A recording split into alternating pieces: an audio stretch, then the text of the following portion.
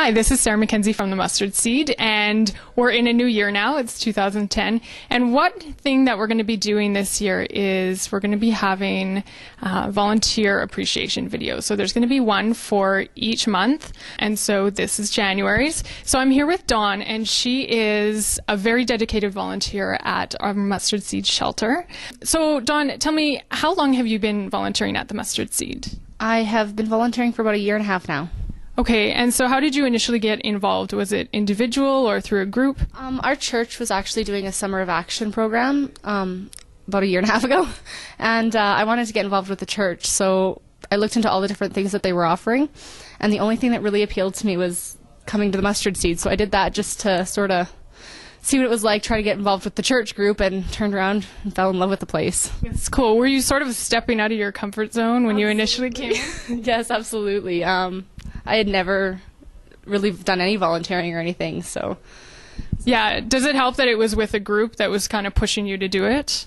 Definitely helped me feel more comfortable while I was there the first little while, to have other people that I knew I could go to if there was a problem or anything. Yeah, so I've been down, your Monday nights, right? Is that?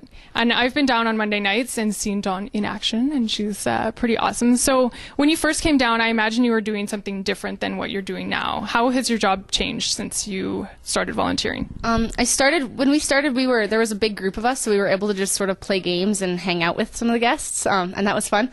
It has since evolved. We've started getting more involved with the guests. We're doing a lot more basic services. And then the last little while I've actually taken on team leading for the volunteers. So now I'm more organizing a lot of the volunteers, trying to make sure everybody's got something to do, making sure everybody's hanging out and having fun and being able to enjoy their time there and work with the guests. So that's awesome. So instead of a staff member taking that on to organize the volunteers for Monday nights, you do that completely on your own? Mostly. I mean, there's still a staff member that's there for us as well, but I do a lot of the basic stuff, and then he actually leaves before we all leave, so I take on everything from that point on. That's awesome. That's super cool to hear. So what is the best thing about volunteering at the Mustard Seed?